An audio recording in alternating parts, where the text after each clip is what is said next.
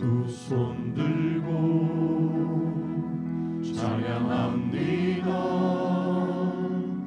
다시 오실 왕 여호와께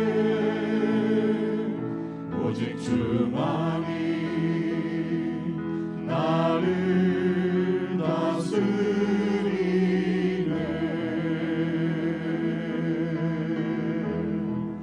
나 주님만을 섬기리.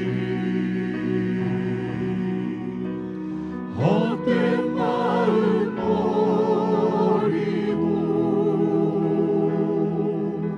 성령이여 내 영혼 충만하게 하소서.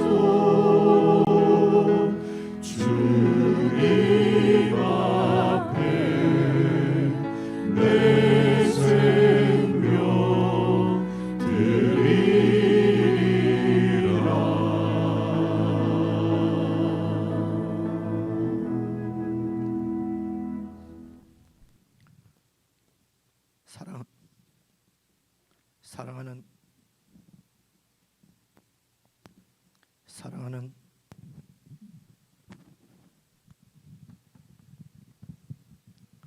사랑하는 형제자매 여러분,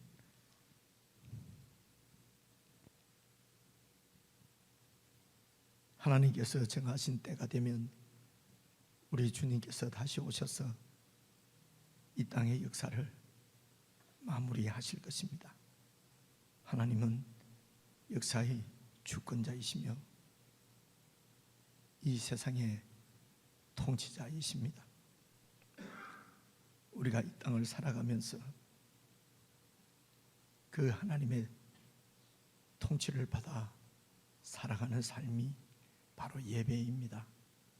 이 시간에도 세상에 속한 잡다한 마음들을, 헛된 마음들을 버리고 온전히 주님께만 집중하며 나아갈 수 있도록 성령의 임재를 간절히 구하며 우리 함께 예배로 나아가십시다.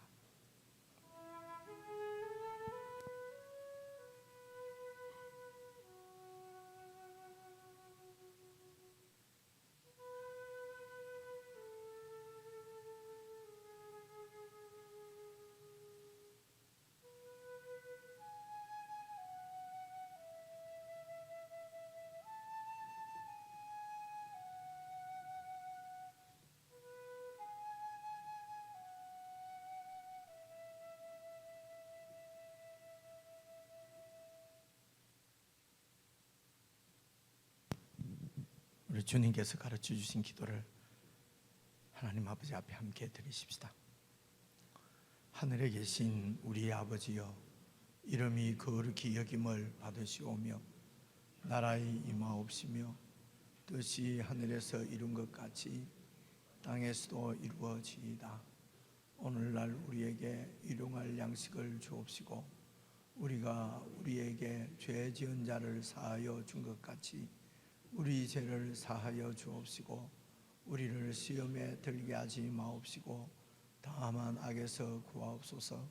대개 나라와 권세와 영광이 아버지께 영원히 싸움나이다. 아멘.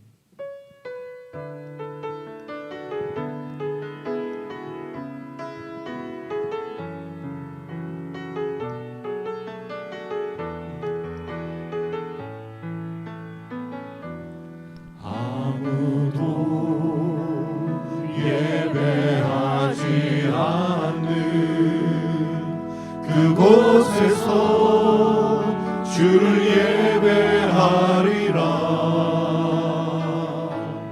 아무도 찬양하지 않는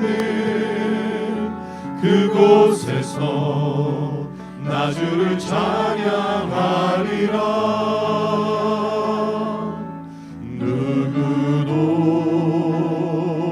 헌신하지 않는 그곳에서 주께 헌신하리라. 누구도 증거하지 않는 그곳에서 나 주를 증거하리라. 내가 밟는 모든 땅 주를 예배하게 하소서. 주의 보혈로 덮어지게 하소서. 내가 선 이곳 주의 거룩한 곳 되게 하소서. 주의 향기로 물들이소서. 주의 향기로 물들이소서. 내가 밟는 모든 땅 주를 예배하게 하소서. 내가 밟는 모든 땅 주를 예배하게 하소서. 주의 보혈로 덮어지게 하소서. 내가 선 이곳 내가 선 주의 거룩한 곳 되게 하소서. 거룩한 곳 되게 주의 향기로 물들이소서. 주의 향기로 물들이소서.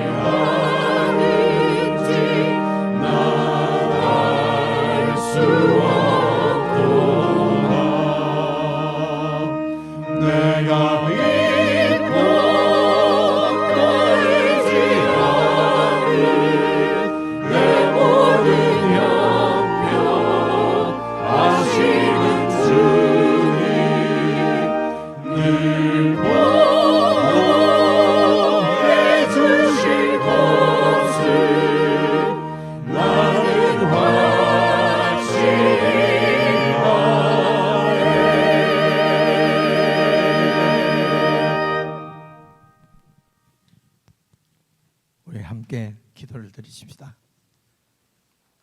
사랑하는 성도 여러분, 우리가 창조주를 알고 그분과 인격적인 만남과 교제를 나누며 살아가는 삶, 이보다도 더 안전하고 복된 삶이 이 세상에서 어디에 있겠습니까? 이렇게 하나님을 인식하고 하나님을 의지하며 하나님 안에서 그분을 참으로 신뢰하고 믿고 따르며 섬기는 삶이 바로 예배입니다. 기도하실 때에 어떤 상황에서도 예배의 삶을 놓치지 않게 해주십시오. 성도가 함께 드리는 공동체 예배를 귀중하게 여기고 우리의 온 삶을 들여서 공동체 함께 예배를 드리게 해주십시오. 그리하여 참으로 하나님을 예배하는 삶이 가장 복된 삶인 것이 우리의 마음 가운데 확신되어지고 분명해짐으로 세상 가운데서도 하나님이 참으로 영광을 받으시는 참 예배의 삶을 우리 모두가 내가 살게 해주십시오. 우리 합심해서 함께 기도하겠습니다.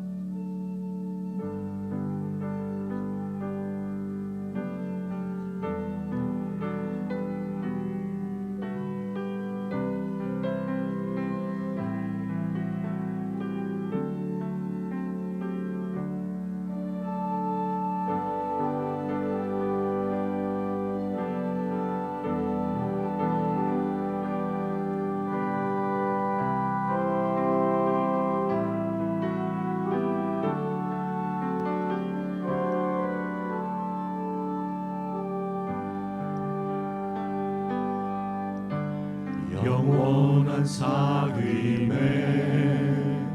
날 초대하시네.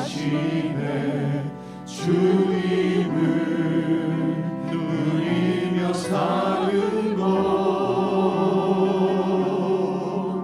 날 지으신 대로 날 부르신 대로 주님과 함께 걷는 삶, 이것이 영원한 삶, 이것이 영원한 삶. 참 하나님과 그 아들 아는 삶,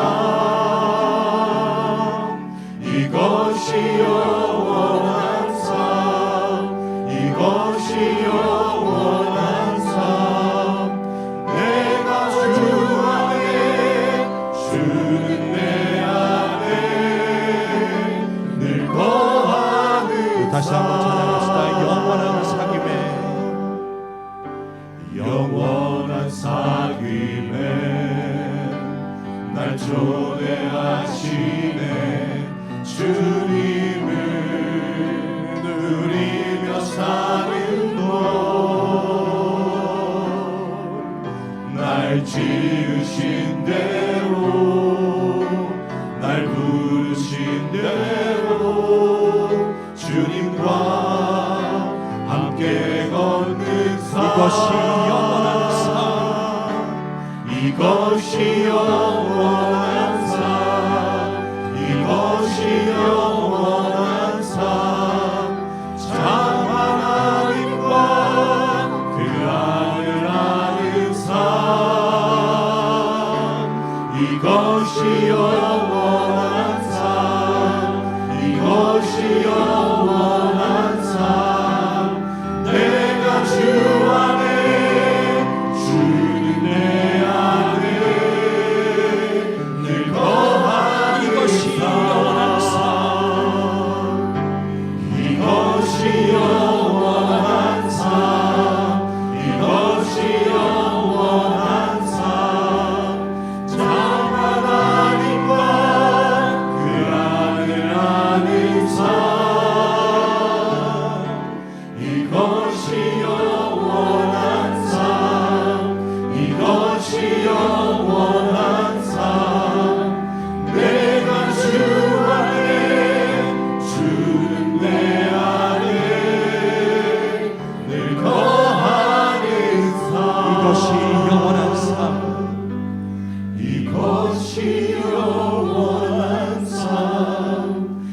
이것이 영원한 삶 참 하나님과 그 아들 아는 삶 이것이 영원한 삶 이것이 영원한 삶 내가 주 안에 주는 내 안에 늘 거하리 우리 다시 한번 고백하십니다. 이것이 영원한 삶, 이것이 영원한 삶 이것이 영원한 삶 내가 주 안에 주는 내 안에 늘 거하는 삶 내가 주 안에 주는 내 안에 내가 주 안에 주는 내 안에 늘 거하는 삶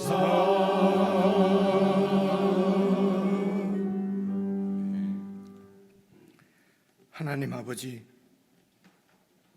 우리에게 주신 영생이 바로 영원한 하나님과 교제하며 하나님을 의지하며 하나님을 신뢰하며 하나님 안에서 살아가는 것임을 깨닫게 하시니 참으로 감사를 드립니다. 그렇습니다.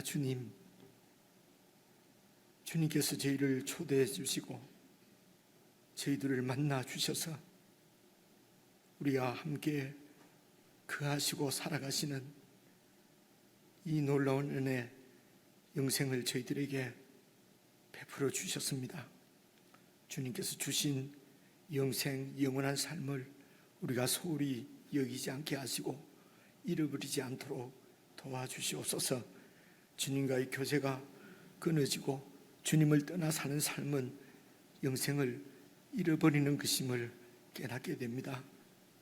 하나님 아버지, 우리를 영생의 삶으로 초대해 주신 하나님께서 저희들을 붙드셔서 늘 주님 안에 저희들이 거할 수 있도록 도와주시옵소서. 교회가 함께 공동체를 이루어서 하나님을 예배하며 하나님 안에서 하나님이 주신 영생을 누릴 수 있도록 교회 공동체를 세우셨음을 감사를 드립니다. 저희들이 그리스도의 몸인 교회에 잘 연결되어져서 늘 그리스도 안에 거하게 하시고 하나님 안에 거함으로 우리에게 이미 허락해 주신 영생을 풍성히 누리는 저희들이 될 수 있도록 은혜를 베풀어 주시고 믿음을 매일매일 순간순간 더하여 주시기를 간절히 기도합니다. 우리가 그저 주님께만 붙어 있으면 주님께서 가르쳐 주신 대로 가지가 포도나무를 떠나서는 아무것도 아니요 아무것도 할 수 없음을 저희들이 잘 기억하고 상기해서 늘 주님께만 붙어 있으면 주님께서 우리를 통하여서 열매를 맺으실 것을 믿습니다. 사랑하는 성도들에게 참으로 평안한 마음, 부담 없는 마음을 주셔서 정말 내 모든 것을 내려놓고 온전히 주님 안에 거하는 참 믿음의 사람들로 세워주시기를 기도합니다. 오늘도 교회 가운데 주시는 주님의 말씀을 저희들이 잘 이해하고 깨닫고 마음에 받아들여서 그 말씀에 잘 순종함으로 이 복음의 놀라운 은혜의 역사가 저희들 가운데 나타날 수 있도록 은총을 베풀어 주옵소서. 예수님의 이름으로 기도드리옵나이다. 아멘.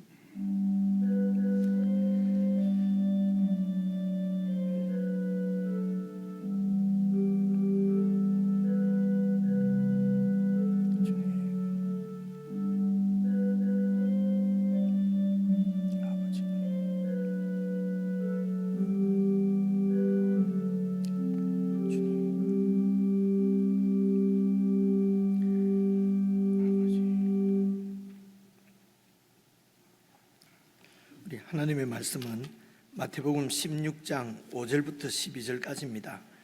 신약성경 26페이지 마태복음 16장 5절부터 12절까지 말씀 저와 여러분이 한 말씀씩 나누어서 읽겠습니다. 26페이지 우리 전부 찾으셔서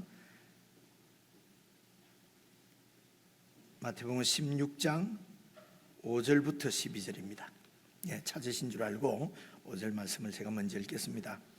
제자들이 건너편으로 갈새 떡 가져가기를 잊었더니 예수께서 이르시되 삼가 바리새인과 사두개인들의 누룩을 주의하라 하시니 제자들이 서로 논의하여 이르되 우리가 떡을 가져오지 아니하였도다 하거늘 예수께서 아시고 이르시되 믿음이 작은 자들아 어찌 떡이 없으므로 서로 논의하느냐 너희가 아직도 깨닫지 못하느냐 떡 5개로 5,000명을 먹이고 죽은 것이 몇 바구니며 떡 7개로 4,000명을 먹이고 죽은 것이 몇 광줄이었는지를 기억하지 못하느냐 어찌 내 말 한 것이 떡에 관함이 아닌 줄을 깨닫지 못하느냐 오직 바리새인과 사두개인들의 누룩을 주의하라 하시니 그제서야 제자들이 떡의 누룩이 아니요 바리새인과 사두개인들의 교훈을 삼가라고 말씀하신 줄을 깨달으니라.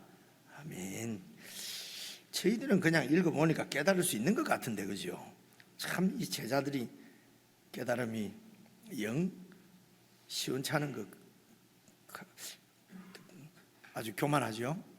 우리가 자 이게 무슨 말씀인지는 우리가 자세히 살펴보면서 제가 드린 말씀이 또 말도 안 되는 소리인 것도 이러면 알게 되고 그렇게 됐으면 좋겠습니다. 우리 지체들과 인사 한번 나누시겠습니다. 아버지 좌우로 평안하셨습니까? 사랑합니다. 사랑합니다. 사랑합니다. 예. 저를 딱 보고 계시면은 이제 인사하라고 늘 하니까 인사해야 되겠다 하면 이제 웃으시잖아요. 아무 생각 없이 저를 보고 있다가 인사라고 인사를 해야 돼. 그리고 제가 미워지는 거죠. 그냥 설교 하면 될 텐데 꼭 저러더라니까 너무 미워하지 마세요. 자, 오늘 이번 주일 수요일은 24일입니다. 그래서 수요일은 11시 예배는 모이지 않고 저녁에 7시 반에 성탄절 전야 예배로 1년에 한 번 있는 거니까 왜 또 저녁에 모이나 이러지 마시고 7시 반에 오셔서 이제 교회 전체 공동체 지체들 사실은 우리 교회 공동체의 지체는 혹 우리 이렇게 임신해서 배 안에 있는 태아까지도 우리 공동체 성도들이거든요. 그렇죠? 그래서 온 성도들을 같이 한번 다 이렇게 만나고 함께 예배드리는 그런 시간이 되었으면 좋겠습니다. 그리고 목요일 25일은 11시에 또 온 성도가 함께 성탄 감사 예배를 이곳에서 드립니다. 기억해 주시고요. 그래서 예물은 개인적으로 정성껏 잘 준비를 하셔서 그렇게 해서 예배실에 들어오실 때에 봉헌함에 하시는 대로 그렇게 하시면 됩니다. 그래서 성탄절 새벽에는 예배당에서 새벽 기도에 모이지 않고 가정에서 가족과 함께 기도하시도록 그렇게 했습니다.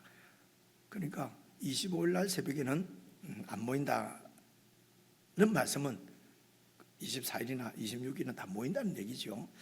뭐 전혀 이런 광고가 관계가 없는 분들도 많이 계시지만은 그래도 25일은 모이지 않고 다른 날은 모이니까 연말인데 한번 좀 와보시죠. 웃자고 하는 얘기인데 여러분 막 싸우자고 달라드시는 것 같습니다. 자, 다른 소식은 게시판 참고해 주시고요. 자, 오늘은 읽은 이제 마태복음 16장 12절까지 말씀을 이제 드리려고 합니다. 그래서 우선 5절을 보시면은 제자들이 건너편으로 이제 갈새 떡 가져가기를 잊었더니 이제 이 건너편으로 가는 거는요. 그 앞에 15장 여러분 39절 한번 봐보십시오. 15장 39절을 보시면은 예수께서 무리를 흩어 보내시고 그 무리는 이제 7병2호로 이제 4,000명이 이렇게 이제 이런 이제 식사를 마친 그 무리들입니다. 그 무리들을 흩어서 보내시고 그리고 배에 오르셔서 마가단 지경으로 가시니라. 그래서 마가단 진영으로 이제 그 다음에 16장 5절입니다. 제자들이 그래서 마가단 지방으로 건너편으로 가는데 떡 가져가는 것을 잊은 거예요. 그 떡이 많이 몇 강줄이나 남았지요? 7강줄이나 남았는데 그 떡을 가지고 왔어야 되는데, 왜냐하면 이제 오늘도 식사를 해야 되니까요, 그죠? 근데 그것을 다 누가 챙기겠지? 이러고 그냥 안 가지고 왔다는 겁니다. 그러니까 오늘 또 점심은 또 어떻게 먹나? 어떻게 해서 먹어야 되나? 걱정이죠. 예. 그런데 이때의 6절 보시면요, 예수께서 이르시되 3과 6절을 보셔야 합니다. 6절을 보시면은요, 6절을 16장 6절을 보셔야 됩니다. 그래야 잠이 안 오고, 그래야 생각이 흩어지지 않고 말씀에 집중이 되거든요. 자, 예수께서 이르시되 3가 바리새인과 사두개인들의 누룩을 주의하라 하시니, 그죠? 그러니까 바리새인과 사두개인들의 누룩을 주의하라, 어려운 말씀인 것 같아요. 무슨 말인지 제자들이 잘 몰랐던 것 같아요. 그러니까 8절 같이 한번 7절 같이 한번 읽어보겠습니다. 시작. 제자들이 서로 논의하여 이르되 우리가 떡을 가져오지 아니하였도다 하거늘. 그러니까 예수님께서는 사두개인과 바리새인들과 사두개인들의 누룩을 조심하라. 그런데 이 예수님 말씀을 듣고 제자들은 의논을 합니다. 우리가 떡 가져오지 않은 것을 이분이 아시고, 선생님이 아시고 그걸 책망하시는 건가? 우리가 떡을 가져오지 않았다. 여러분, 제가 이렇게 자세하게 설명하는 것은 잘 봐보십시오, 그죠? 예수님은 지금 사두개인과 바리새인들의 누룩이라는 말은 뭡니까? 사두개인과 바리새인들 집에 있는 누룩은 뭐 좀 특별하고 좀 별나서 그걸 주의하라는 건가? 그죠? 아무래도 이것은 뭔가 사실 이런 이 세상 지금 이런 그 물질적인 얘기를 하는 게 아니잖아요, 그죠? 누룩 얘기가 아니에요. 지금 저희들 딱 들어봐도 누룩 얘기가 아니잖아요, 그죠? 그러니까 이런 어떤 영적인 얘기예요. 보이지 않는 이런 물질들처럼 보이는 얘기가 아니고 보이지 않는 영적인 얘기를 지금 예수님은 하시는데, 제자들은 오늘 점심 때 먹을 떡, 여긴 떡이라고 되어 있는데 간식떡이 아니고 식사입니다. 밥 걱정하는 거예요. 오늘 밥, 그죠? 이런 제자들을 보고 정신 좀 차려라, 정신을 좀 차려라 라고 말씀하시지 않고, 그 다음에 여러분 8절을 한번 보십시오. 같이 한번 읽어보겠습니다. 시작. 예수께서 아시고 이르시되 믿음이 작은 자들아 어찌 떡이 없으므로 서로 논의하느냐. 그죠? 떡 걱정만 하고 무엇을 먹을까, 무엇을 마실까, 무엇을 입을까, 어떤 좋은 집에서 살까, 나는 왜 이런 평밖에 못 사냐, 다른 남자들은 다 이렇게 좋은 집 하는데 왜 이 남자는 이렇게밖에 못 해주냐, 왜 이런 옷밖에 입을 수 없냐. 그죠? 늘 모든 것이 그래서 하나님 축복해 주십시오. 그래서 막 기도했더니 그냥 좋은 옷이 득 생기고, 기도했더니 밥이 막 나온다는 거예요. 이걸 안 믿습니까? 그죠? 근데 우리 교인들은 그런 거 잘 안 믿어요. 그죠? 잘 안 믿습니다, 여러분. 근데 이제 그런 논의들을 하기 때문에 그렇습니다. 그런 논의들을 하기 때문에. 그죠? 그래서 이렇게 영적인 이야기는 관심이 없고, 예수님의 가르침은 거의가 아니에요. 100% 영적인 얘기예요.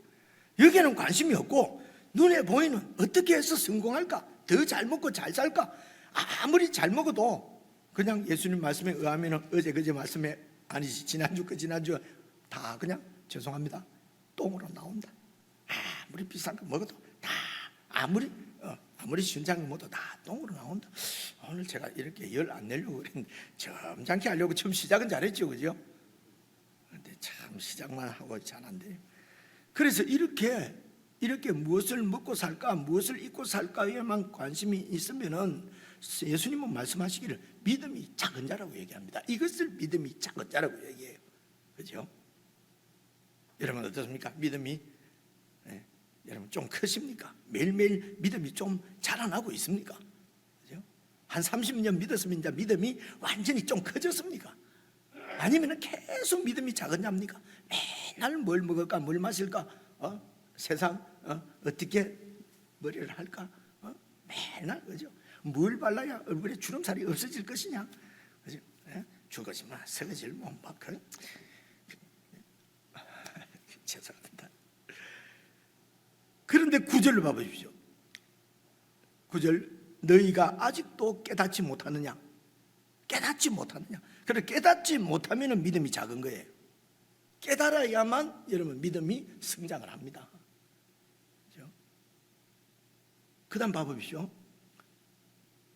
너희가 아직도 깨닫지 못하느냐? 떡 5개로 5,000명을 먹이고 죽은 것이 몇 바구니더냐? 계속요. 떡 7개로 4,000명을 먹이고 죽은 것이 몇 광줄이었는지를 기억하지 못하느냐? 어찌 내 말한 것이 떡의 가늠이 아닌 줄을 깨닫지 못하느냐? 그렇죠? 됐습니다. 그래서 여러분 5병이어로 5,000명을 먹이고 7병이어로 4,000명을 먹이고 이런 기적을 체험하고 기적의 현장에 있고 그 기적에 동참했잖아요. 제자들은 나눠주는 사람이니까요. 그렇죠? 내가 직접 체험한 사람이잖아요. 기적을 체험한다고 해서 믿음이 커지는 것이 아닙니다. 여러분, 여러 번 말씀드리는데요, 자꾸 최정식 목사 말인 줄 알고 안 믿는 사람들이 있는데요, 우리 주님께서 하시는 말씀이에요. 그렇죠? 주님이 말씀하시지 않았는데 내가 자꾸 하면은요, 나도 나쁜 사람이에요. 이걸 거짓 선지자라 그래요. 그렇죠? 주님께서 말씀을 하셨어요.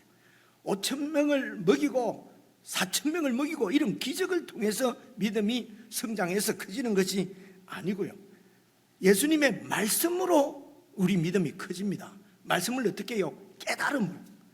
말씀을 깨닫지 못하면 믿음이 커지지 않습니다. 그래서 말씀을 통해서 우리 믿음이 성장하는 것이지 기적을 통해서 성장하지 않아요. 그렇죠? 특히 교회 지도자들은 이런 부분을 주의해야 됩니다. 잘못하면 바리새인과 서기관들의 누룩을 가지고 가르칠 수 있으니까 그렇거든요. 그렇죠? 그래서 깨닫는 것이 무엇이냐? 깨닫는 것은 일단은 무슨 말씀을 하시는지 이해를 하고, 여러 번 말씀드리잖아요. 그 말씀을 받아들이고, 이 말씀이 맞구나 하고 받아들이고, 그러면 그 말씀대로 존재가 바뀝니다. 무슨 순종한다, 아이고 착한 일 해야지, 아이고 뭐 굳이 해야지, 이런 게 아니고요, 내 존재 자체가 예수님의 말씀으로 소위 가치관이 완전히 마음에서부터 바뀌어서 마음이 바뀌는 겁니다. 마음이 바뀌어서 존재 자체가 바뀌어서 그 존재는 이제는 이 예수님의 말씀을 따라서, 그 말씀을 따라서 살게 되는 것이죠. 그렇죠? 이것이 그분과 함께 동행하는 것이고, 그분과 함께, 그분이 영원한 분이기 때문에 그분과 동행하는 이 생명을 영생이라고 그러거든요. 영생을 뭐 이렇게 뚝 줘서 포켓에 있다가 이걸 뭐 어느 날 뭐 잃어버렸다, 이런 게 아닙니다. 그래서 영생은요, 잠깐 옆으로 펴지지 않으려고 했는데 또 뻗지는데요, 그래서 영생은 여러분 한 번 받은 영생은요 잃어버릴 수 없다 자꾸 그러는데요, 여러분 성경에는 잃어버릴 수 있다라고 되어 있어요. 근데 자꾸 잃어버릴 수 없다, 그런 게 인본주의죠. 우리 인간들 마음들. 그래서 예수님께서 우리에게 주신 생명이니까, 그죠? 절대로 잃어버릴 수 없지요. 그 예수님께만 붙어 있으면 안 잃어버리죠. 그죠? 영생이라는 게 자체가 어떤 물질이 아니고 관계이기 때문에요. 그 예수님과 동행하는 관계를 잃어버리면 영생을 잃은 거예요. 그죠? 그래서 이 관계가 다시 회복되어지면은 이제 그 관계가, 그 영생이 이제 그럼 잃어버리다가 또 생겼다가 합니까? 그래요. 그래서 잃어버린 이 관계가 죽을 때까지 그냥 지속되면은 그냥 그 영생하고는 관계없이 그냥 소위 말해 지옥 가는 겁니다, 여러분. 근데 한번 내가 고백했으니까, 영생 받았으니까, 내가 무슨 짓을 해도, 내가 내 중심적으로 예수님하고 아무리 상관없이 살아도 나는 천당 간다, 이런 것들을 억지라고 그래요. 억지. 안 그렇습니까, 여러분? 이러면 또 갈등하는 분 많습니다. 이전에 이제 성경 공부를 쭉 주제별로 막 한 분들은 제가 이런 말씀 드리면요, 일단 나갈 때 인사를 잘 못해요. 일단 목사님 말하는 거 받아들일 수 없다는 거죠. 그죠? 근데 참 죽겠어요. 제가 신학을 여러분보다 뭐 하겠습니까? 아니고 못 하겠습니까? 그죠? 무슨 교리를 여러분들보다 제가 덜 배웠겠습니까? 그래서 성경을 보다는 성경을 잘 보시면은 영생이 뭔지, 영생은 그분과 나를 보내신 하나님을 아는 것이 영생이다 그랬잖아요. 아, 내 알고 있어. 나 이재명 대통령도 알고 윤석열 대통령도 알고 트럼프 대통령도 알고 있어. 그거 아는 게 아니라고 여러 번 얘기했잖아요, 그죠? 그러니까 영생은 하나님과 그 보내신 아들을 아는 것이다 하는 것은 이 세상으로 치면은 남녀가 결혼해서 합방해서 그렇게 아는 것을 아는 거라고 그래요. 성경이 안다. 그러니까 예수님과 계속 교제가 이어지는 것이, 그 교제가 이어지는 것이 영생이다 이 뜻이거든요. 이게 깨달아지시죠? 맞잖아요, 그죠? 근데 영생을 뭘 툭 받아가고 포켓에 넣은 걸로 생각한다니까요.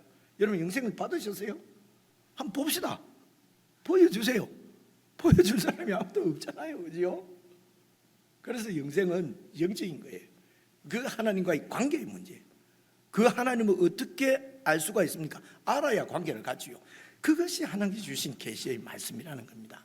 그래서 믿음은 계시의 말씀을 통해서 그 말씀으로 계속 우리 주님과 교제하고 동행하면서 믿음이 성장하는 것이지. 그 제자들이 그래서 예수님이 3년 동안 다니고 그렇게 하시는 거거든요. 그렇죠? 기적을 체험했다고 해서 믿음이 생기는 것은 아니에요. 그래서 여기에 이제 8절에 보면요, 이 제자들을 믿음이 작은 자라 해서 이제 이 말씀을 좀 드리고 싶고, 그리고 누룩을 주의라 하라고 했는데 이 누룩을 주의하라는 말이 도대체 무슨 말이냐? 그 보시면요, 11절 보시면요, 어찌 내 말한 것이 떡에 관함이 아닌 줄을 깨닫지 못하느냐?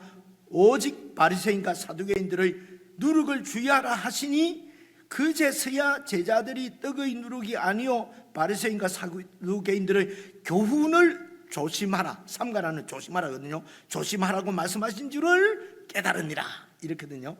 그러니까 누룩은 사두개인과 바리새인들의 가르침이에요. 그들의 교훈이에요. 이 교훈을 조심하라는 겁니다. 그렇죠?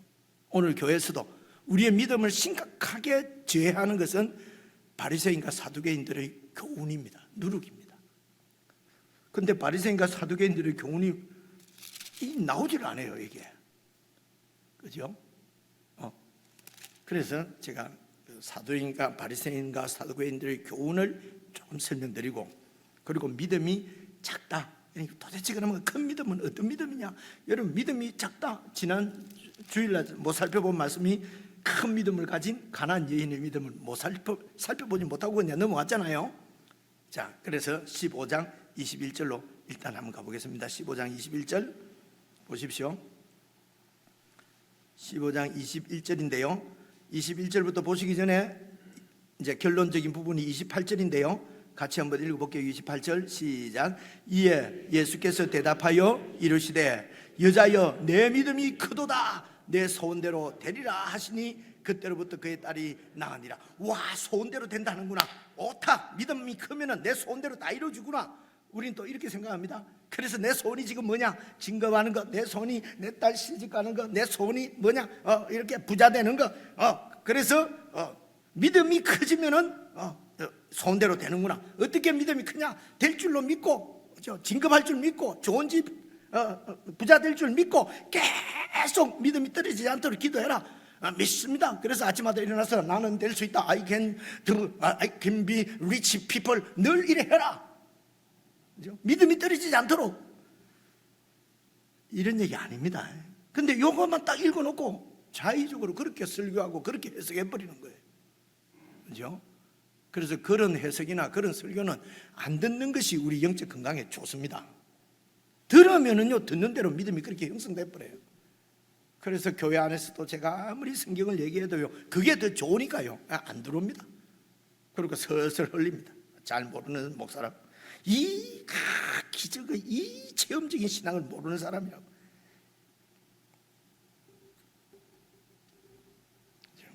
그렇게 한단 말입니다. 제가 막 그런 얘기 듣는 거 수십 년을 들었는데 뭐 듣는 게 뭐 해서 그런 건 아니고요. 믿음이 성경적 믿음이 자르지 않습니다. 그러면은 자, 그 말씀 드리는 거예요. 자, 보십시오. 그래서 이 예수님께서 여자여 네 믿음이 크다 했거든요. 그래서 이 믿음이 어떤 믿음인지 네 소원대로 된다는 것이 어떤 것인지 자 21절부터 살펴보겠습니다. 예수께서 거기서 나가사 두로와 시돈 지방으로 들어가시니, 여러분 두로와 시돈 이러면 제일 먼저 생각나는 사람이 여러분 혹시 없습니까? 구약성경 읽으면서 두로와 시돈, 구약성경 읽으면서 생각나는 사람은 시돈, 두로 이러면은 생각나는 사람이 이세벨이지요. 이세벨 하면은 그제서야라도 고개를 좀 끄덕거려 보십시오. 이세벨이잖아요. 이세벨이 막 제일 우상 숭배자거든, 그죠? 이스라엘을 완전히 멸망시킨, 우상으로 멸망시킨 장본인이 이세벨이에요. 우상 숭배자예요. 그래서 두로와 시돈은 아주 이방 땅이에요. 여러분 신약에서 두로와 시돈이 결정적으로 나오는 성경이 어디쯤이겠습니까? 요한계시록이에요. 두로와 시돈이 그냥 바벨론과 함께 멸망하는 도시, 나라가 두로와 시돈이에요. 그래서 두로와 시돈은 아주 이방지역이라고 생각하시면 됩니다. 그렇죠? 그래서 예수께서 거기서 나가사 두로와 시돈 했잖아요. 거기는 어디입니까? 거기는 여러분 그 앞에 14장 34절 한번 봐보십시오. 이제 이게 이럴 때 눈치 있는 분들은 줄이라도 탁탁 끊으면 성경이 연결이 되죠. 자 14절 34절 보시면요, 그들이 건너가서 게네사렛 땅에 이르니 그곳 사람들이, 그래서 게네사렛 땅에서 예수님께서 막 이렇게 사역도 하시고 그렇게 이제 15장에 들어오면은 바리새인들이 저 예루살렘부터 왔잖아요, 그죠? 그 사람들하고 논쟁도 하시고, 그리고 21절 그 게네사렛에서 나가사 두로와 시돈 이방 지역으로 가셨다는 것입니다. 그래서 게네사렛 땅은 그 갈릴리 지역을 얘기합니다. 이제 이스라엘 백성들이 있는 곳이에요. 그러니까 가나안 지역, 가나안 땅, 그러니까 이스라엘 나라 땅을 벗어나서 어디로 갔습니까? 이방인들이 살고 있는 시돈과 두로와 시돈 지방으로 예수님께서 가셨어요. 일단 예수님께서 두로와 시돈 지방을 가셨다는 것을 딱 그 머리에 넣어두시고 읽으시면은 이해가 쉬워요. 이해하시겠죠? 예수님께서 이방 지역으로 가셨습니다. 그러니까 22절 가나안 여자 하나가 그 지경에서 나와서 소리질러 이르되, 그래서 이 가나안 여자는 그 가나안 원주민 그 출신의 여자라는 거예요. 이스라엘 백성이 아니에요. 근데 가나안 땅에서 살았던 것 같아요. 그죠? 가나안 땅에서, 그래서 주로 이 가나안 여인들은 그 조상들이 어떤 사람이냐면요, 여러분 여호수아가 가나안 땅을 정복했을 때 전부 다 그 가나안 원주민들은 다 쫓아내거나 다 죽이거나 해야 되는데 그 살아남아서 같이 살아있던 사람들이 있었잖아요, 그죠? 그냥 있었어요. 여호수아서에 나와요. 그러니까 이 사람들은, 그 사람들 중에서 어떤 사람들은 여러분 그 성전에서도 일을 했다니까요. 그 사람들이 느디님 족속이에요. 어디서 들은 거 안 같습니까? 그죠? 얼마 전에 그 우리 역대기 묵상하고 또 에스더 묵상하고 느헤미야 묵상할 때 느디님 나오더라 아닙니까? 나온다니까. 하여튼 나와요. 그러니까 이 사람들이 다 원래가 가나안 출신이에요. 가나안 족속들이 이스라엘 백성, 하나님의 백성이 아니에요.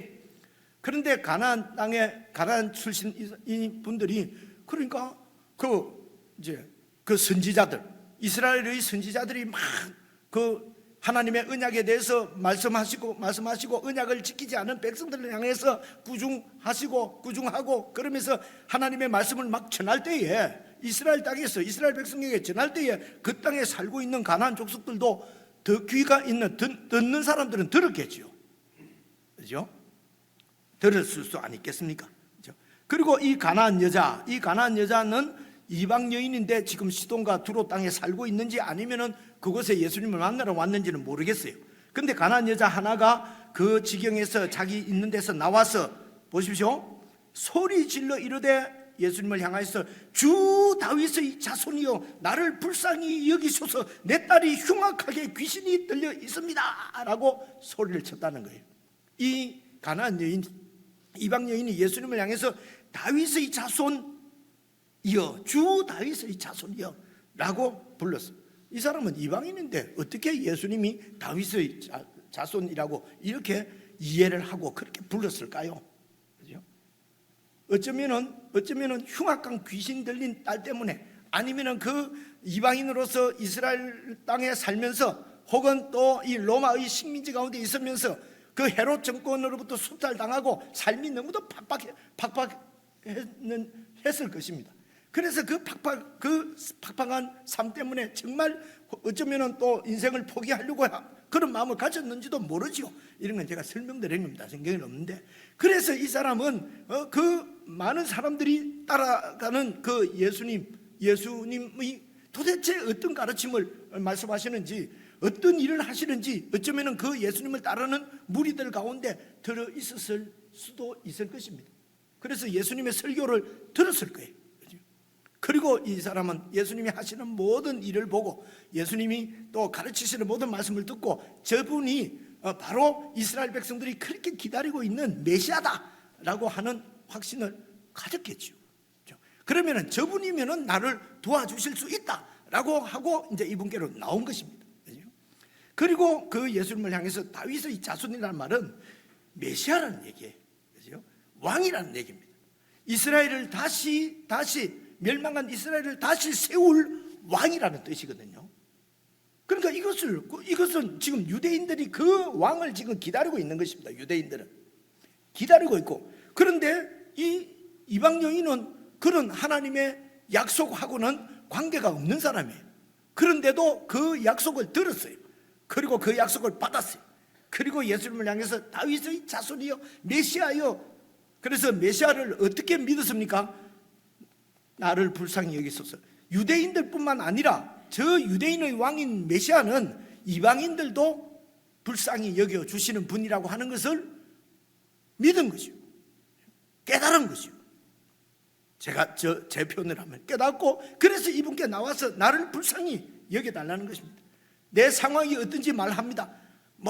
아주 어렵지 않겠습니까? 근데 그런 거 다 떠나서 내 딸이 흉악하게 귀신이 들려 있다는 것입니다. 귀신의 통치를 받고 있다는 것입니다. 그래서 예수님이 정말 이 땅에 새로운 시대를 열 메시아 왕으로 오셨다면은, 쭉 가시면은요, 여러분 25절 보시면요, 여자가 와서 예수께 절하며 이르되 주여 저를 도와주소서. 그러니까 이런 귀신의 통치하에 있는 우리를, 귀신의 지배를 받고 있는 내 딸을 귀신의 통치로부터 해방시킬 수 있는 분이라고 하는 것입니다. 그걸 믿는 것이죠. 그렇죠? 그래서 이방인도 긍휼히 여겨주시는 분, 그리고 사탄의 통치로부터 해방을 주실 수 있는 능력 있는 왕이시라는 것을 믿었습니다. 그래서 예수님, 다윗의 자손이여 나를 불쌍히 여기소서, 내 딸이 흉악하게 귀신 들렸습니다. 23절 보시면은요, 예수는 한 말씀도 대답하지 아니하시니. 그러니까 사람들이 많이 이렇게 가고요, 제자들이 따르고요, 뒤에 여인이 막 소리를 지르고요, 가까이 올 수가 없으니까요. 근데 그 얘기를 듣고 예수님은 그냥 지나가세요. 그러니까 제자들이 생각할 때, 그러면 그렇지, 이방 여인하고 무슨 관계가 있어요? 지금 빨리 왕이 되셔야 되는데, 그죠? 그래서 16장 사실은 여러분 지금 15장 방금 봤는데요, 16장으로서 일부가 끝납니다. 이제 16장 마지막 20절 그 이후부터는요, 이제 예루살렘으로 올라가는 사역이거든요. 여기가 일부가 끝나는데, 그 끝날 즈음에 지금 이제 나오는 거니까요. 그래서 한 1년 반, 2년 반 정도는 지금 예수님을 따랐던 거죠, 이 제자들이. 그래서 이제 예수님을 어느 정도 본인들은 파악을 했고, 이제 곧 우리가 왕이 되겠구나. 이제 이분이 우리가 아니고 이분이 왕이 되겠구나. 이제 그런 생각을 하고 있을 때예요, 제자들이. 그러니까 이런 지금 여인들이 막 이렇게 불쌍한 여자가 와서 막 이렇게 시간을 지체할 수가 없지요. 이런 데 낭비할 힘이 없어요. 그래서 제자들이 와서 청하여 마르되 저 여자가 우리 뒤에서 자꾸 소리를 지르니 예수님 보내버리십시오. 지금 우리 말로 하면 그죠? 보내버리세요. 그래서 예수님께서 24절 대답하여 이르시되 나는 이스라엘 집의 잃어버린 양 외에는 다른 데로 보내심을 받지 아니하였노라. 나는 이스라엘 백성들을 위해서 왔지 다른 데 이방인들하고는 관계가 없다라고 말을 한 거예요. 누구에게 말한 거지요? 24절 누구에게 말씀하신 겁니까? 24절 퀴즈입니다. 작은 퀴즈. 24절 예수님께서 나는 이스라엘 집의 잃어버린 양을 찾으러 왔지 다른 데로 보내심을 받지 아니하였다. 이 말은 누구에게 한 말입니까? 1번 그 여인, 2번 제자. 제자들에게 하신 말씀이에요. 여인에게 한 얘기가 아닙니다. 제자들에게 얘기를 했어요.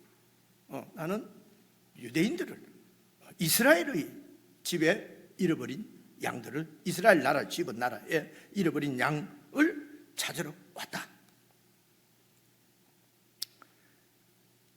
그래서 예수님은 이방인에게는 관심이 없다. 예수님은 오직 이스라엘을 구원하러 왔다는 아니지요. 왜 그렇습니까? 그거는요 21절에 이미 예수님께서 그럴 것 같으면 들어와시던지 뭘 가시면 안 되지요. 그렇죠? 그래서 제자들에게 이 말씀을 하시는 것은 그 여인에게 말했다면 여인의 여인의 교만을 여인이 어떤 경우에도 뭐라고 그럴까요? 그런 무시 당해도 끝까지 이렇게 그 자존심 안 세우고 했다 이렇게 할 수 있는데 이거는 지금 제자들에게 한 얘기니까 하신 말씀이니까요. 그죠? 그래서 이거는 일단 여러분 이렇게 이해를 그냥 끄세요. 이렇게 이해를 하시면 좋을 것 같아요. 우선 여러분 그 마태복음 끄면 안 되겠구나. 마태복음 10장 5절 6절 한번 보세요. 앞에 10장 한참 넘기면 5절 6절 나오는데 여기 보면요 예수께서 이 12를 내보내시며 명하여 이르시되 이방인의 길로도 가지 말고 사마리아인의 고을에도 들어가지 말고 오히려 이스라엘 집의 잃어버린 양에게로 가라. 제자들에게도 이렇게 말씀을 하셨거든요. 제자들에게 이렇게 해놓고 나는 막 이방인이라고 이렇게 하면 안 되잖아요. 그죠? 그래서 예수님도 당신의 사역의 원래 목표는 원래 원래 목표는 이스라엘의 잃어버린 양을 찾는 것이에요. 자, 계속해서 그 다음 절 한번 봐보세요. 그래서 가면서 전파하여 말하되 천국이 가까이 왔다 하고, 그래서 이제 천국의 왕이신 메시아가 이 땅에 오셨다고 하는 것을 이스라엘 백성들에게 전하고, 그러니까 이스라엘 사람들은 이 천국의 왕이 오셨다라고 하는 것을 무슨 말인지 알아들어요. 왜냐하면 그 구약에서 이미 하나님께서 언약하신 거예요. 그 언약의 왕을 기다리고 있는 것입니다. 그렇죠? 그래서 그 천국의 왕이 왔다고 하고, 그리고 이제 성경대로 이사야서에 있는 예언대로 8절 병든 자를 고치며 죽은 자도 살리고 나병한 자를 깨끗하게 하며 귀신을 쫓아내되 너희가 거저 받았으니 거저 주라. 그래서 내가 한 것처럼 네가 이렇게 한다는 말은 메시아가 이 땅에 오셨다, 새로운 시대가 열렸다라고 하는 것을 보여주는 것입니다. 천국을 선포하는 것이죠. 그래서 예수님은 1차적으로 이스라엘 됐습니다. 이스라엘 백성들을 구원하러 오신 것입니다. 이스라엘 백성들 중에 잃어버린 양을 찾으러 오신 것입니다. 그런데 이렇게 이스라엘의 잃어버린 양을 찾으러 오실 것이라고 하는 예언은 여러분 예레미야서나 에스겔서에 특별히 이렇게 나와 있는데 한번 봐보십시오. 예레미야서 50장입니다. 그래서 이제 예언자가 예레미야가 예언하는 내용입니다. 하나님께서 이렇게 말씀하셨다는 것입니다. 내 백성은 잃어버린 양떼로다. 그 목자들이 그들을 곁길로 가게 하여 산으로 돌이키게 하였으므로 그들이 산에서 언덕으로 돌아다니며 푸른 초장이 아니고 산에서 그냥 쉴 곳을 잊어버렸다. 목자들 때문에. 목자들 때문에. 그리고 에스겔서에도 대표적인 말씀이 이런 말씀이에요. 34장 에스겔서 1절 2절 여호와의 말씀이 에스겔 나에게 임하여 이르시되 인자야 너는 이스라엘 목자들에 대해서 예언을 하라. 내 말을 전하라. 그 목자들이 그들 곧 그 목자들에게 예언하여 이르기를 주 여호와께서 이같이 말씀하시되 자기만 먹는 이스라엘 목자들은 화 있을진저 목자들이 양떼를 먹이는 것이 마땅한데 지만 죄송합니다 처먹고 있다. 이 얘기. 그래서 쭉 내려 3, 4절 건너뛰고 5절 보시면요, 그래서 참 목자가 없으므로 그 양들이 흩어져서 모든 들짐승의 밥이 되었도다. 내 양떼가 모든 산과 높은 맷뿌리에마다 유리되었고 내 양떼가 온 지면에 흩어졌을 때 찾고 찾는 자가 없도다. 이렇게 되어 있거든요. 되었습니다. 그래서 이스라엘이 하나님의 나라, 하나님의 백성인데 그들을 잘 다스리도록, 그들을 잘 보호하고 안전하게 이렇게 그 나라를 세워가도록 목자들, 지도자들을 세웠는데 이들이 자기만 먹고 백성들을 돌보지 않았다는 것입니다. 그래서 하나님께서 참 목자를 내가 보내겠다고 약속을 하셨어요. 참 목자를 보내겠다. 그래서 그 하나님이 보내시는 참 목자가 바로 메시아 그리스도예요. 그래서 예수님께서 오셔서 당신이 그 참 목자 그리스도인 것을 2년 동안 지금 15장까지 16장까지 계속 기적을 베풀고 이르시면서 죽은 자도 살리시고 오병이어 7병이어로 5,000명 4,000명도 먹이시고 바다 위를 걸으시고 모든 할 수 있는 모든 방법을 다 표적을 기적을 보여주면서 당신이 새 시대를 열 참 목자로 오신 것을 보여주셨어요. 그래서 요한복음 여러분 1장 11절 12절 여러분 잘 아시는 말씀, 그가 자기 땅에 자기 백성에게 오셨지만은 그 백성들이 거절하고 그 백성들이 영접지 아니하였기 때문에 이제는 영접하는 자 그런 민자는 누구든지 하나님의 자녀가 되는 권세를 주셨다. 그래서 이 유대인들이 거부함으로 이 유대인들이 하나님이 언약하신 그 왕이 오셨는데도 그 왕을 거절함으로 이 왕의 통치가 이방인들에게 넘어간 것입니다. 그래서 이 여인이, 그리고 얼마 전에 백부장 얘기도 나왔었잖아요, 그죠? 이런 믿음을 본 적이 없다 예수님께서. 이런 말씀은 이제는, 그런데 바리새인과 서기관들은 유대인의 대표들입니다. 이들이 계속해서 예수님을 거절합니다. 이것은 이 예수님께서 이제 통치하시는 하나님의 나라가 이 바리새인들, 사두개인들로 대표되는 이스라엘을 이제는 건너뛰어서 이방인들, 그 백부장이나 이 가나안 여인과 같은 이방인들에게 넘어갈 것을 이미 보여주시는 것이죠. 그렇죠? 그래서 하나님께서 그러면 왜 이스라엘을 먼저 선택했느냐? 여러분 이 얘기가 창세기를 잘 보시면은, 여러분 한번 봐보세요. 창세기 보시면요, 12장 2절 3절 내가 너로 큰 민족을 이루고 네게 복을 주어 네 이름을 창대하게 하리니 너는 복이 될지라. 이제 바로 이스라엘의 조상인 아브라함에 관한 말씀입니다. 너를 축복하는 자에게 내가 복을 내리고, 그러니까 어떤 복입니까? 큰 민족은 하나님의 통치를 받는 하나님 나라입니다. 그 하나님 나라를 축복하는 자는 내가 그 이방 민족들에게 복을 내린다는 겁니다. 어떤 복입니까? 바로 이 하나님의 통치를 받는 하나님 나라의 복을 내리고, 너를 저주하는 자, 하나님 나라를 저주하는 자는, 대항하는 자는 내가 저주해서 땅을, 그래서 땅의 모든 족속이 바로 이스라엘을 통해서 복을 받도록, 하나님 나라의 복을 받도록. 이 얘기가 여러분 출애굽기 19장에 가서도 또 다시 한번 하나님께서 상기시킵니다. 봐보세요. 출애굽기 19장 5절 6절 세계가 다 모세를 통해서 이제 애굽에서 나온 그 출애굽한 백성들에게 하시는 말씀입니다. 세계가 다 내게 속하였나니 너희가 내 말을 잘 듣고 내 언약을 지켜서, 그래서 하나님 내 통치를 잘 받아서 정말 아름답고 정말 그 사랑이 충만한 그런 나라로, 편견과 배제가 없는 그런 나라로 세워지면은, 그러면 너희는 모든 민족들 중에서 하나님의 소유인 것이 분명하게 드러나게 되겠고, 그리고 너희가 내게 대해서는 제사장 나라가 되며 거룩한 백성이 되리라. 제사장 나라는요, 이방의 모든 그 사람들을 위해서 그들을 하나님 앞으로 인도하는, 그들을 대표해서 하나님 앞에 제사를 드리는 그 사람이 제사장이거든요.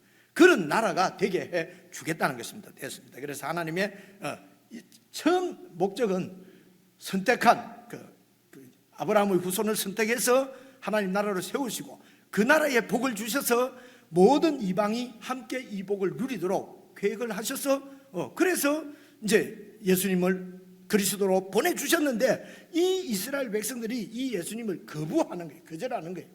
그래서 이 예수님의 통치가 이방인들에게로 넘어갔습니다. 그러므로 하나님이 계획하신 대로 언약을 지키시기 위해서 그 아들을 이 땅에 참 목자로, 왕으로 보내신 사건, 그래서 예수님이 이 땅에 역사 가운데로 들어오셨습니다. 이것을 오늘 우리는 성탄이라고 얘기를 합니다. 그런데요, 성탄을 그냥 위대한 성인이 태어난 날로 이렇게 자꾸 이렇게, 그래서 성탄일, 석탄일, 그죠? 마탄일, 그게 뭐 다 똑같은 것으로 사람들이 생각을 해요.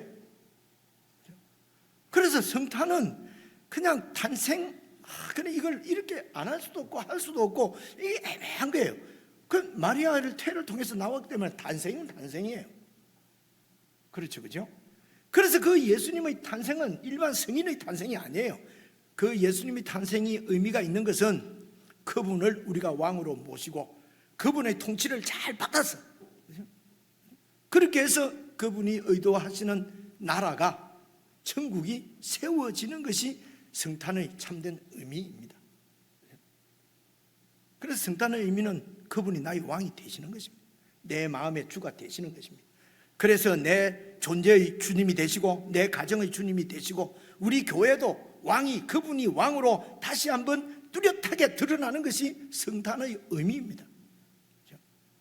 그런데 이것을 세상은 그냥 세상에 그냥 성인들의 그런 탄생과 같이 만들어 버리려고 합니다. 이런데 속아서는 안 됩니다. 우리가 정신을 그래서 바짝 차려야 되는 거죠. 그리고 상인들은 이런 성탄 뭐 이런 걸 상인들은 돈벌이 수단으로 만들어 버립니다. 그렇게 해서 그냥 막 성탄절 행사를 크게 막 만듭니다. 돈벌이 하려고 하다 무슨 빼빼로 데이 하더만 무슨 걸리는 뭐 로즈 데이도 있고 먼 데이도 있고, 그죠? 저게 저 유럽에 있는 귀신 놀이 하는 그 날이 할로윈 데이거든요.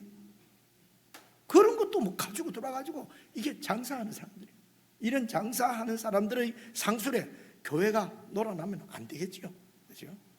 어떻게 안 놀아날 수 있습니까? 예수님을 나의 주로 완전히 영접하는 것이, 그리고 그분의 통치를 받는 것이, 그게 성탄입니다, 그죠? 이름을 바꿀 수가 없어서 성탄이라. 그래서 거룩한 나라를 세우러 오신 거룩한 왕이시라는 것입니다. 거룩한은 세상과 구별된 다른 그런 나라를 세우러 오신 분이라는 겁니다. 잘 생각하시면요, 그게 바로 마구간이었어요. 크게 휘황찬란하게 무슨 무슨 큰 추리를 세우고 막 그죠? 막 하도 그래서 하니까 우리 집사람이 어디서 뭐 뉴스를 봤는데 보니까 어느 절에서 큰 성탄 추리를 세웠다고, 그죠? 그걸 또 얼마나 역시 막 불도나고 위대하고 막 가슴에, 저희 예수자들은 쫀쫀하고 그냥 막 저만 뭐 그냥 세상은 막 욕을 막 하지 않습니까, 그죠? 그래서 그 욕듣기 싫다고 또 철에 가고 또 막 스탄일 날 막 교회에다가 등 달고 이러면 안 되겠죠, 그죠? 이런 얘기하면 이런 얘기하면 너무 길어서 어떻게 말을 다 할 수가 없어요. 그리고 16장으로 넘어왔어요. 보십시오. 16장 1절 보세요. 제가 오늘은 10시에 무조건 설교를 마치려고 기도를 무지무지 하고 왔는데 하나님이 허락지 않으시네요. 웃자고 하는 얘기예요. 꼭 하나님께 우리가 다 떠넘기잖아요, 이렇게, 그죠? 바리새인과 사두개인들이 와서 예수를 시험하여 하늘로 떠오르는 표적을 보여라. 예수님을 시험하기 위해서입니다. 믿으려고 하는 것이 아니에요, 그죠? 그래서 요나의 표적을 얘기하는데, 요나의 표적은 또 천상 다음 주일날 또 말씀드려야 되겠네요. 쭉 건너가서, 그래서 이제 5절에 가시면요, 바리새인과 사두개인들의 누룩을 주의하라. 여러분, 바리새인은 여러분 봐보십시오. 바리새인들이 가르침의 중심, 그 핵심에 들어있는 것은 여러분 외식입니다. 외식이에요, 그렇죠? 이 바리새인들은 종교 지도자거든요. 그래서 종교 지도자인 우리 같은 사람들, 그리고 종교인들, 소위 예수 믿는 이제 이런 여러분 성도님들이 제일 조심해야 될 게 외식이에요, 그렇죠? 이게 종교는, 그래서 외식은 뭐냐? 한마디로 말하면 이렇습니다. 예수님을 믿는다, 하나님을 섬긴다는 것은 하나님의 눈을, 시선을 의식하고 사는 거예요. 그런데 이 하나님의 눈을 의식하고 살아야 될 성도들이 사람의 눈을 의식하기 시작하면 외식에 빠지게 될 확률이 많아요. 하나님이 아니라 사람들의 눈을 의식해서 종교인들이. 그래서 이 목사가 여러분 눈이 두려운 거예요. 그래서 여러분이 보는 데서는 아주 거룩한 것처럼, 그죠?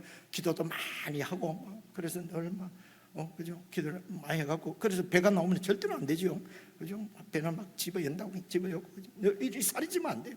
늘 기도를 많이 해가지고 힘없이 이렇게 외식 하는 것이 이게. 그래서 여러분, 저희들이 헌금도 무기명으로 이렇게 하고 하는 것은, 야, 역시 멋지다, 막 쿨하다, 막 무기명으로 다 이런 게 아닙니다. 이게 특별히 흥금 같은 것이 외식에 빠질 위험이 너무 많기 때문에 사람이 보니까 목사한테 인정받으려고, 그죠? 사람들에게 인정받으려고 그렇게 해서 헌금을 하게 될 확률이 너무 많으니까 그저 하나님의 눈을 의식하고 하나님께만 드리는 것을 한번 훈련해 보자는 것입니다. 먹고 사는 그럼 교회가 운영이 되겠습니까?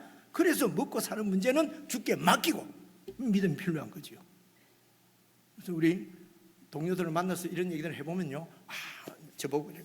선배님이, 목사님이 정말 맞는 것 같아. 그러면서 꼭 맞으면 니도 그래 한번 해야 될 거 아니야 하면은요, 남상교회는 수준이 높아서 되는데 저는 안 된다. 그죠? 이것도 외식입니다. 진짜 이유. 두 번째는 그럼 헌금 안 나오면 뭐 합니까? 교회 문 닫아야 되는데. 그죠? 먹고 사는 문제 때문에 못 하는 거예요. 그죠? 다시 말해서 믿음이 없어서. 그래서 종교인들이 저를 포함해서 예수 믿는 저와 여러분 많은 사람들이 제일 위험한 것이 외식인데, 그 외식은 여러분 다른 게 아닙니다. 믿음이 없어서 그렇습니다. 믿음이 작기 때문에 그래요. 그렇죠? 믿음이 작은 문제지 하여튼 믿음이 작아요. 그래서 예수 믿음 처음 교회 나가고요 일하면요 믿음이 억수로 좋아요. 근데 갈수록 믿음이 없어져요. 희한하죠. 처음에는 막 하나님 앞에 막 기쁨으로 바치다가 가다가 눈치 보니까 바치는 게 안 바쳐도 되는구나. 그때부터는 이제 이래 되는 경우가, 그 외식이 제일 여러분 하나님의 눈을 의식하고 살아야 되는데, 이 바리새인들이 가르치면 밥 먹을 때 손 씻는 거 이러면 거룩하다고, 믿음 좋다고 얘기하는 거예요. 기도 시간이 길면은 우리 목사님 기도만 난 죽겠어요. 제가 좀 거룩하게 보이는 후배들이, 목사님 하루 몇 시간 정도 기도하십니까? 이렇게 꼭 물어요. 그걸 왜 묻는지는 잘 모르겠어요. 그리고 사두개인들은 꼭 이렇게 물어요. 그래서 헌금은 얼마나 나옵니까? 몇 명쯤 모입니까? 그럼 제가 그다 대는 거예요. 고객이 늘었나 이 말이지. 내가 헌금은 얼마, 매출 좀 올랐나 말인가? 내가 이런 거 막 이 목사님 죽으려고 그래요. 아니 목사님이 어떻게 그런 험한 상소리를 하시냐고. 내가 그죠? 목사님 어떻게 부흥이 좀 됐습니까? 2020년 얼마쯤 누가 그래요? 그래서 무슨 말이야 확실해. 고객이 늘었다는 말이야, 매출이 올랐다는 말이 뭘 묻는 거야? 내가 그랬거든요. 너무 심각하게 저를 쳐다보시네. 자꾸 연실입니다. 어떻게 하든지 이 바리새인의 누룩은, 교훈은 여러분 외식입니다. 그리고 사두개인들은요 부활도 믿지를 않아요. 최후의 심판도 믿지 않아요. 이 땅이 삶이 전부라고 믿어요, 이 사두개인들은. 그래서 사두개인들은 다 로마의 정권에 다 결탁을 해서 그때에 실제적으로 유대인들의 왕 노릇을 하던 사람들이 사두개인입니다. 그러면서 이들이 제사장들이에요. 묘하지 않습니까? 그죠? 하나님 앞에 제사장, 목사지요, 지금 보시면. 그러면서 세속적인 세상을, 그러면서 하나님이 자기 백성을, 자기 아들을 가난하게 만들어 두실 리가 없다. 그래서 가난은 저주다, 부자 돼야 된다. 이런 문자가 오늘도 제가 아침에 받고 왔습니다. 어떤 목사님이 나한테 자꾸 보내줘요. 그 같은 목사 처지에 보내지 마라 소리도 못하고 말입니다. 내가 죽겠어요. 또 한편 마음으로는 교인들한테 보내지 말고 내한테만 보내라. 내한테 온 쪽쪽 다 없애버려. 그죠? 물론 부자 될 수도 있어요. 그리고 하나님이 가난하게 두실 수도 있단 말입니다. 근데 하나님이 자기 자녀를 가난하게 놔둘 리가 없다, 병든 채로 놔둘 리가 없다, 이렇게 얘기를 한다니까요. 그래서 가난하거나 병이 들어있으면 믿음이 없는 것처럼, 기도를 안 하는 것처럼 막 고쳐줄 때까지 믿음으로 기도해야 되는데, 제발 여러분 믿음으로 기도하지 마세요. 믿음으로 기도. 이게 여러분 바리새인과 사두개인의 교훈입니다. 믿음은 무엇입니까? 기적이나 내 체험으로 세워지는 것이 아니고, 믿음의 주요 온전케 하시는 예수님을 끊임없이 바라보고 그분과 동행하며 그분의 말씀, 복음에 순종하며 살아갈 때에, 예수님 따라가고 예수님의 복음에 순종할 때에 주님께서 점점 우리의 믿음을 키우십니다. 그 말씀은 우리가 예수님을 점점 의지하고 신뢰하고 그분의 통치에 순종하게 된다는 것입니다. 이게 큰 믿음입니다. 찬송하겠습니다.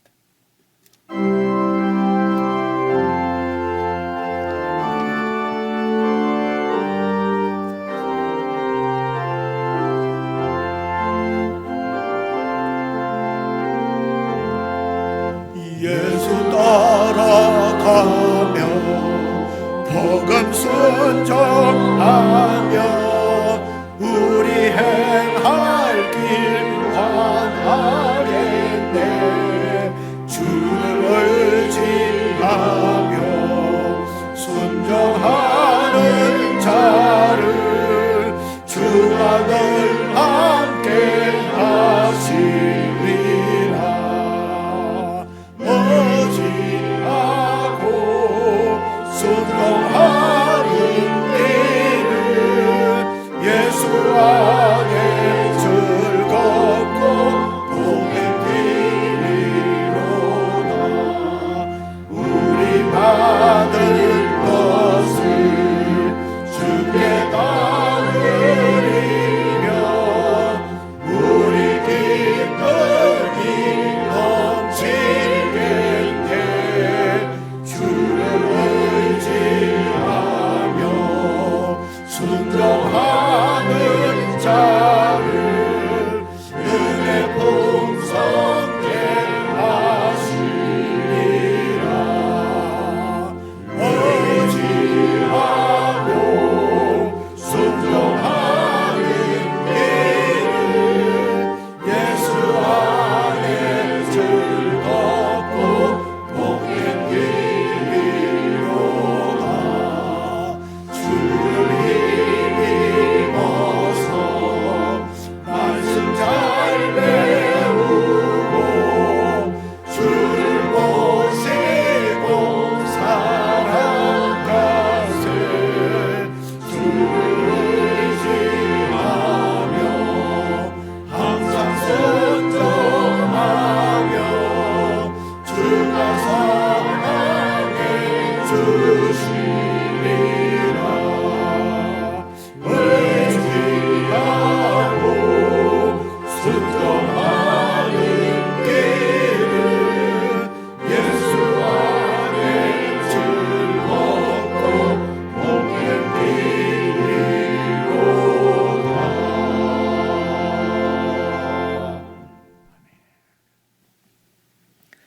우리 한 1분 정도 개인적으로 조용히 기도를 드렸으면 좋겠습니다. 어떻습니까? 우리의 믿음은, 여러분의 믿음은 주님 보시기에 큰 믿음입니까? 아니면 아직도 작은 믿음입니까? 아직도 세상 염려로 주님을 믿는, 주님을 의지하는 이런 우리의 믿음의 삶에 방해를 받고 있지는 않으십니까? 정말 주님을 의지해서 주님 안에서 주님과 함께 동행하는 삶이십니까? 주님이 우리에게 주신 영생을 참으로 누리고 있는지 우리의 신앙들을 살펴보며 말씀을 생각하고 여러분 한 1분 정도 신앙에 합당한 그런 삶을, 그런 내 존재가 되게 해주십시오. 우리 개인적으로 기도하겠습니다.